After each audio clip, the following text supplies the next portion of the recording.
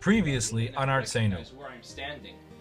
This here, this little area, is all the prayer space that there was at the ancient Kotel HaMa'aravi. Welcome back to Artzenu. This week, we're going to be celebrating Yom Yerushalayim, which celebrates the recapturing of Yerushalayim.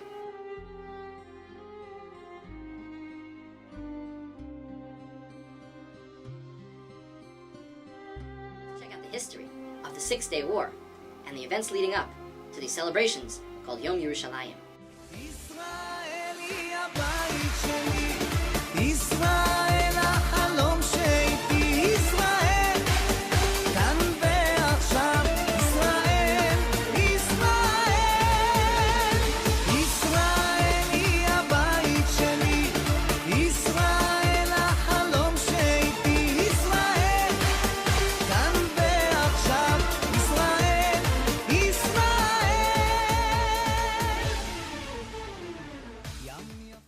This is the outside of Chomot Yerushalayim. While we have completed Shvil Yisrael, we are back here to take a look at Yerushalayim. This week we celebrate the capturing, the taking back, the once again becoming the owners, after over 2,000 years, of the great ancient city of Yerushalayim. Our story begins after our victory in 1948. Our neighbors, Syria, Jordan, and Egypt, wanted their land back. These nations readied themselves and prepared for the opportunity to fight against Israel. In early May 1967, misinformed Egypt found out that Israel was planning an attack. It turned out that this was not true, but Egypt began to ready its military and pile them on the border. This amassing of troops caused a huge concern for Israel and its need to defend its people against an attack. As Egypt moved its troops to the border of Israel through the Sinai Desert, they built up a lot of excitement amongst the Egyptians, Jordanians, Syrians, and other allied nations, very excited for an opportunity once again to attack and hopefully, in their minds, wipe out all of Israel. Israelis always knew that this was a possibility, and for the last 9 years have been training troops under the leadership of Moshe Dayan to defend themselves against, God forbid, such a catastrophic attack. On May the 30th, the King of Jordan, King Hussein, signs an agreement with Egypt, an agreement that would require both countries to fight Israel together. This agreement also gave complete control of the military forces to Egyptians. When Israeli intelligence learns of the imminent attack from their neighboring countries, Israel decides that it is best to fight a war not on Israeli soil, and launch the first attack of what's known to be the Six-Day War. In the first day, they launched their entire air force and wiped out the entire Egyptian air force. Egypt had more than 4 times the amount of manpower, tanks, and aircrafts to protect and fight. But because of the surprise attack being so early and so calculated, the Israelis attacked every airfield and every airstrip in the entire Egypt at the same time at 10 minutes to 8, causing complete victory on day 1.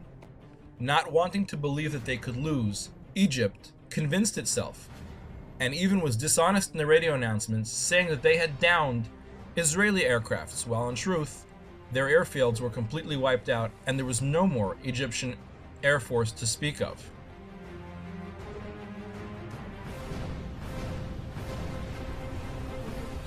Believing the lies, Jordan declared war on the city of Jerusalem with an attempt to take down the UN buildings and gain control of more of the city of Jerusalem, which they already controlled.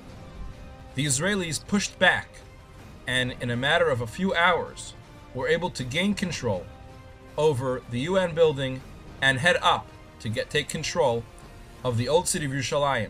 As confusion broke out, Jordanian soldiers retreated, and after only a couple hours of battle, the paratroopers broke through the walls of Ir Atikah, of the old city of Yerushalayim, and liberated a city which to us is one of the holiest places in the world.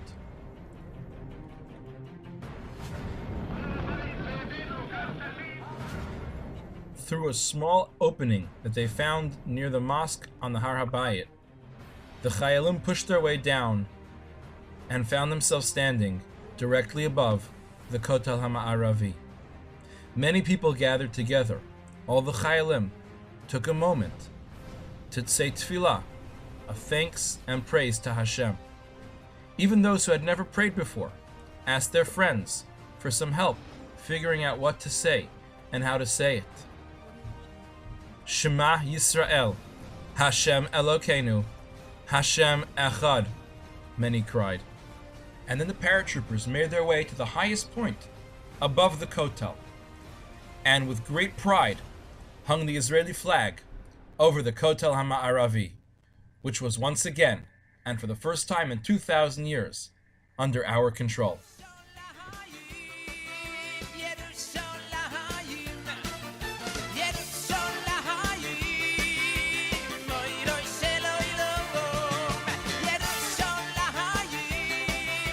People from all over Israel and all over the world make their way up to daven, to pray, to stand and touch and look at the Kotel HaMa'aravi, the western wall of the Har HaBayit, which for the first time in over 2,000 years was freely under Jewish control. Many people davened and prayed. Now that the war was over after 6 days, celebration erupted around the entire country, and people rejoiced and celebrated at our victory. Hashem ish milchama, Hashem shemo. Hashem is the man of war, Hashem is his name, they cheered.